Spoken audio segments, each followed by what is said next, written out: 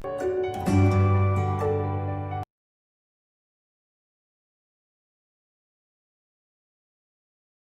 morning students, welcome back to Triveni Memorial Senior Secondary School online classes. Students, today we are going to start with one of our another chapter from geography from class 8, that is our chapter number 4, agriculture. Student, in this chapter we are going to study about agriculture activities. Have you ever thought about this thing, that the biscuits, the bread that we are eating in our day-to-day routine, what is the procedure, how we are going to obtain those things? Basically, first of all, like if we talk about bread or biscuits, we need raw material, that is we need wheat flour. So where we are going to obtain that wheat? We used to obtain that wheat from the fields where the farmer is working, and from there that wheat is taken to the factories and their transformation used to take place, where that wheat is converted into finished good product, like in the form of biscuits, breads that we used to consume. So in this chapter also, student, as you can see that Gurpreet, Madho and Tina, they were just walking through some distance. They in a village, they just went to one of the field and they asked the farmer there that in what sort of activity he was engaged in, where the farmer replied that he was busy in tilling the land, and after tilling the land he is going to sow the seeds, going to add the manures and fertilizers in that, and basically he is ready to grow wheat. And after growing wheat, he said he is going to sell that wheat in the market or in the mandi.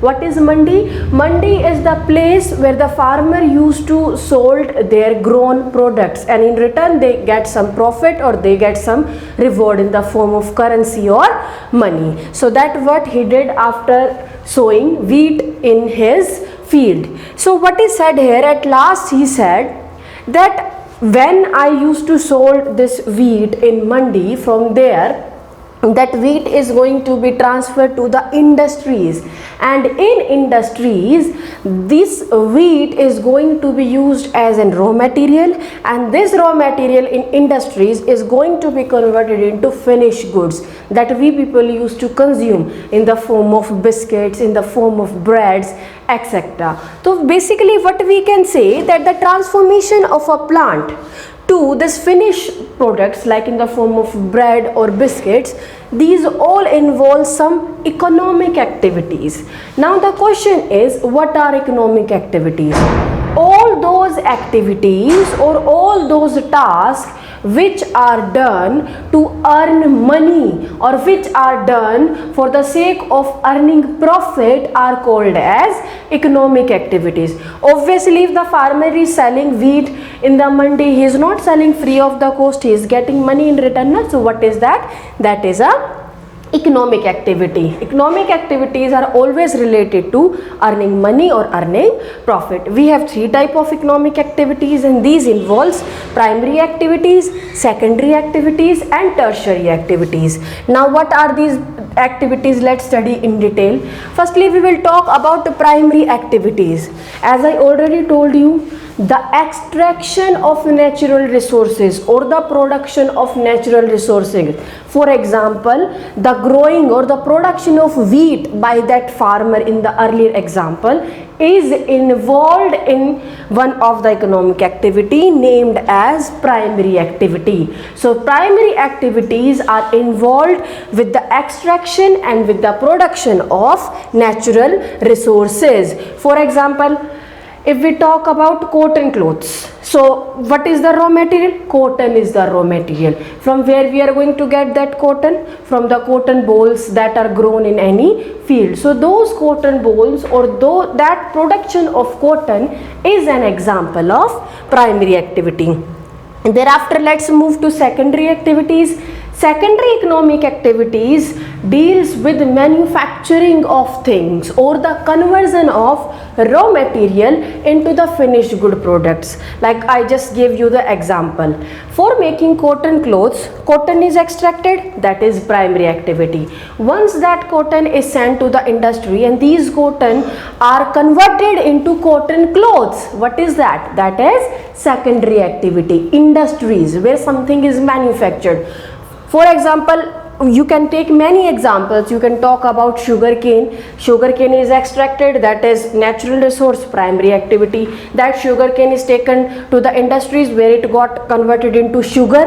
What is that? That involves secondary activity. So the last type of activity is tertiary activity. Now what are tertiary economic activities? Basically all the intangible things, or you can say all the services, come under the category of tertiary activity. Now what sort of services are we talking about? For example, the cotton is extracted.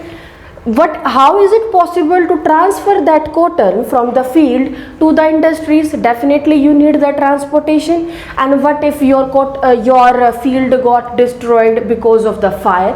So in that case you can take insurance of your field. So these services which are not tangible, right? So all sort of these services like transportation, like insurance, comes under the category of tertiary activities. Thereafter students, let's move ahead. In this chapter we are going to study about agriculture. In agriculture we used to extract natural resources, right? So definitely agriculture is a primary activity in which we are talking about the production of fruits, vegetable, flowers, rearing of livestock, and etc. And what we can say, we talk about the world, then in world 50% of the persons are engaged in agriculture activity. Why? What is the reason behind that? First thing is, if we talk about the country India, so what we can say, it is something which is based more on practice than on skill or on education. So almost half of the percentage of the world population is dependent on agriculture only. Okay student, now the next question is, you have seen this thing that tea, where if someone is asking you where you are going to find very good quality tea, so you are going to say that in Assam tea plants, Assam tea is really of very good quality. Why? What is the reason behind that only in Assam the tea is grown of good quality? The reason behind that is, all the crops, in order of their grown, they required particular conditions, particular favorable conditions, like sort of temperature they needed, that is climate, what type of climate they want, hot climate, humid climate, availability of water, that is presence of more rainfall or low rainfall at a particular place, topography of soil, whether the soil is fertile or not fertile, or many other temperature, many other factors are there. So these different factors decide the production of different crops at different places. So if we talk favorable topography of soil, climate, and agricultural activities, all the agricultural activities which are grown in different part of the world are dependent on different factors. I told you what factors are these, like climate, temperature, rainfall, etc. So let's move ahead students. Now next we are going to study about, the name of the chapter is agriculture. So what is agriculture? The science and the art of cultivation of the soil, raising crops and rearing livestock is called farming or agriculture. Now it is termed as science or an art. Why it is science? You have seeds with you, but if you don't know the technique how to grow that seeds, you have particular fertilizers with you, particular weedicides with you to kill the weedicides, but you don't know the technique that up to what quality or what quantity you have to use those, you cannot be a good agriculture or producer, or you cannot be a good farmer. So that is why it is called as science. Now art, I already told you, it requires skill. Once you are engaged in any sort of farming activity, you know how to do the particular work. That is why it is science as well as art of growing crops, of doing cultivation or of rearing livestock. The next is sericulture. Now first of all, if we dispute this word sericulture, it can be divided into two parts, seri plus culture. You can see here also all these terms that we are studying now are divided into agri plus culture, seri plus culture, PC plus culture, viti plus culture, horti plus culture. Now what is culture? The pattern to do something is called as culture, how you are doing something. In agriculture, it is related to production of natural resources. If we are talking about sericulture, in sericulture we are talking about silk production. And if we are talking about silk production, we know from where we used to get silk, from silkworms. So the commercial rearing of silkworm, it may supplement the income of the farmer. It is called as sericulture. In this you can write only this only.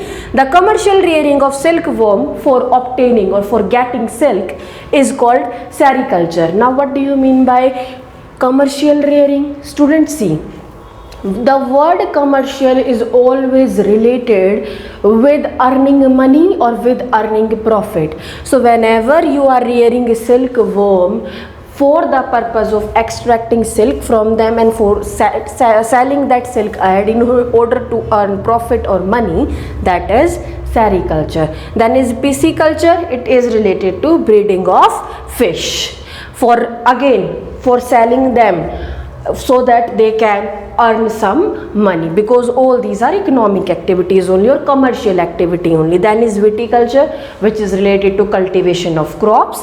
And the last one is your horticulture, which is related to your growing vegetables, flowers and fruits for commercial use. Thereafter, students, we will read about farm system.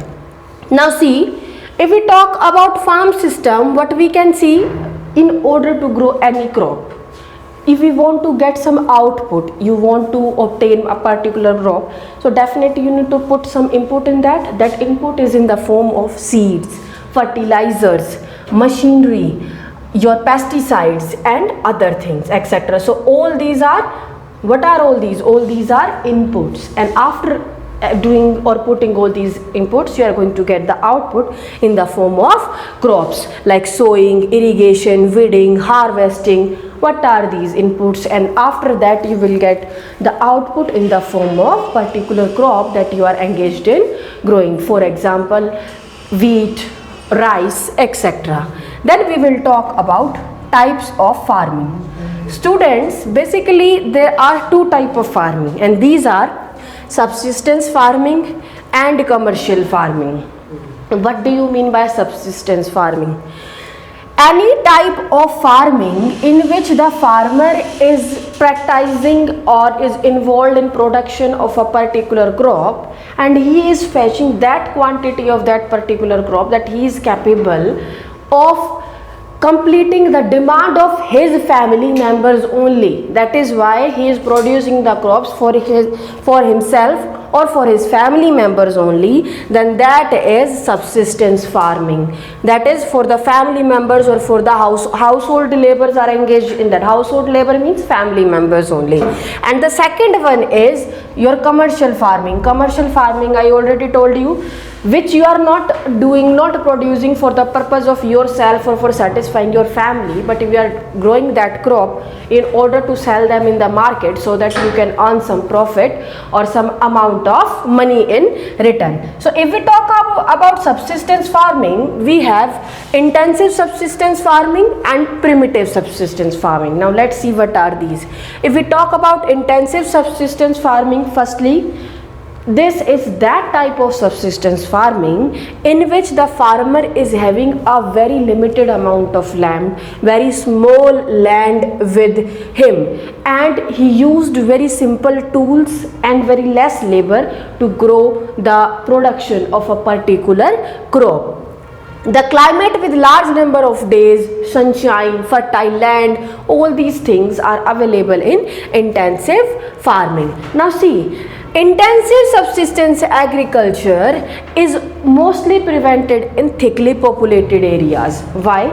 Because this can easily be done on small place, on small available land. That is why it is done on thickly populated areas, and it is done in East Asia, Southeast, South, and various other regions. So let's move ahead, students. The next is primitive subsistence agriculture. Now what is primitive subsistence agriculture? It includes shifting cultivation and nomadic herding. We have also or already discussed these two concepts in our last chapters also. In shifting cultivation, what they used to do, basically they used to burn the land, then just clear the ashes, make the land more fertile, and then they used to grow crop on that land. And in case of nomadic herding, they do not practice their you can say agriculture at a particular fixed place. They used to roam from place to place in order to do their production of crops. So they involved various animals with them, for example sheep, camels, yaks, etc., because they have to move themselves or shift themselves from place to place. Thereafter it is commercial farming. I already told you what is commercial farming. Whenever any farmer is producing any crop for the purpose of selling it in the market and in order to earn some money or some profit, then such sort of farming is called as commercial farming. Now we will talk about mixed farming.